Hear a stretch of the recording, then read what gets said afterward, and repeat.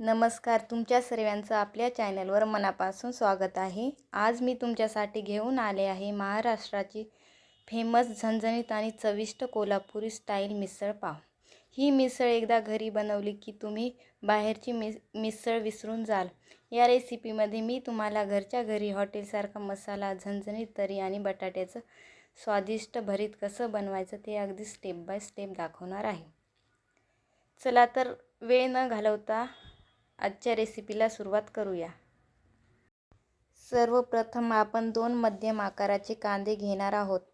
कांदे बारीक चिरून घ्या। कांदा जितका बारीक असेल तितका मसाला छान तयार होतो। त्यानंतर 2 छोटे टोमॅटो घेऊन तेही बारीक चिरून घेऊ। आता आलं आणि लसूण घ्या, हे देखील बारीक चिरून घेऊ कारण नंतर मिक्सरमध्ये वाटायला खूप सोपं जातं। त्यानंतर ताजी कोथिंबीर स्वच्छ धुवून बारीक चिरून घेऊ। शेवटी ही भरितासाठी वापरली जाणार आहे। तर मिसळची खरी चव तिच्या मसाल्यात असते, त्यामुळे हा मसाला अगदी व्यवस्थित तयार करू। साबूत धने, जिरे, काळे मिरे, लवंग, खसखस, तेजपत्ता, तीळ, सुकी लाल मिरची, खिसलेलं सुकं खोबरं। आता गॅसवर तवा गरम करू आणि सर्वप्रथम धने, जिरे, मिरे, लवंग, खसखस, तीळ आणि तेजपत्ता मंद आचेवर भाजून घेऊ।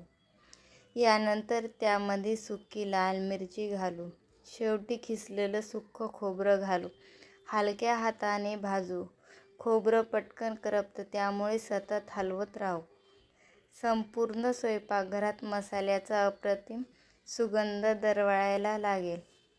मसाला पूर्णपणे थंड झाल्यानंतर मिक्सरच्या भांड्यात घालून अगदी बारीक वाटून घेऊ। हा घरगुती मसाला तुमच्या मिसळची चव अनेक पटीने वाढेल। आपल्याकडे आधीच मटकी छान उकडून तयार आहे। उकडलेल्या मटकीचं पाणी अजिबात फेकून देऊ नका, हाच स्टॉक आपल्या रस्स्याला अप्रतिम चव देतो। आता एका कढईत भरपूर तेल गरम करू। तेल गरम झाल्यावर त्यात बारीक चिरलेला कांदा आणि सोनेरी रंग येईपर्यंत परतून घेऊ। यानंतर टोमॅटो आणि ते मऊ होईपर्यंत शिजवू।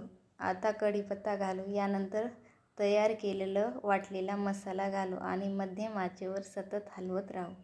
मसाल्यातून तेल सुटेपर्यंत भाजणं खूप महत्त्वाचं आहे, ही स्टेप चुकवू नका। आता त्यामध्ये उकडलेली मटकीचा स्टॉक घालू आणि सर्व मिश्रण एकजीव करू।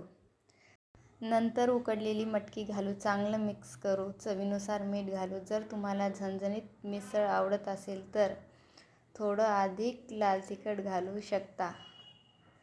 आता मिसळ साधारण 10 ते 15 मिनिटे मंद आचेवर उकळून घेऊ।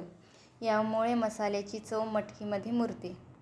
झणझणीत तरी तयार करण्यासाठी थोडं जास्त तेल घाला, त्यामुळे मिसळला अधिक हॉटेलसारखी लाल रंग आणि सुंदर लुक येतो। जर तुम्हाला अगदी कोल्हापुरी स्टाईल झणझणीत चव हवी असेल तर एका छोट्या पॅनमध्ये थोडं तेल गरम करा।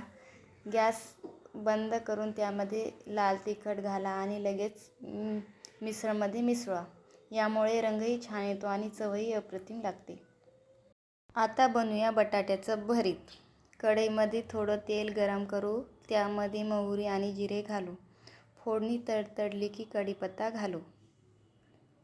यानंतर बारीक चिरलेला कांदा घालू। आता टोमॅटो आणि हिरवी मिरची परतून घेऊ। चवीनुसार मीठ आणि हळद घालू। सर्व साहित्य 2-3 मिनिटे परतू। आता उकडलेला बटाटा मॅश करून त्यामध्ये घालू। शेवटी भरपूर कोथिंबीर घालून सर्व साहित्य छान एकत्र करू। बटाट्याचं भरीत तयार आहे। आता आपण सर्व करूया। सर्वप्रथम एका प्लेटमध्ये बटाट्याचं भरीत टाकू। त्यावर फरसाण टाकून घेऊ। त्यानंतर गरमागरम मिसळ अशी टाकून घेऊ आणि थोडीशी आपण तयार केलेली तरी टाकून घेऊ। आता बारीक चिरलेला कांदा, अर्धा लिंबाचा रस आणि बारीक चिरलेली कोथिंबीर सोबत गरमागरम बटर लावलेला पाव सर्व करू। ही मिसळ दिसायला खूप सुंदर लागते आणि चव तर अगदी हॉटेललाही टक्कर देणारी आहे। तुम्ही ही रेसिपी नक्की करून बघा आणि कशी झाली ते कमेंटमध्ये सांगा। जर व्हिडिओ आवडला असेल तर लाईक करा, तुमच्या मित्रमैत्रिणींसोबत शेअर करा आणि अशा सोप्या, चविष्ट आणि घरगुती रेसिपीसाठी माझ्या चॅनलला सबस्क्राईब करायला विसरू नका। पुन्हा भेटूया एका नवीन स्वादिष्ट आणि भन्नाट रेसिपीसोबत. तोपर्यंत आनंदी रहा.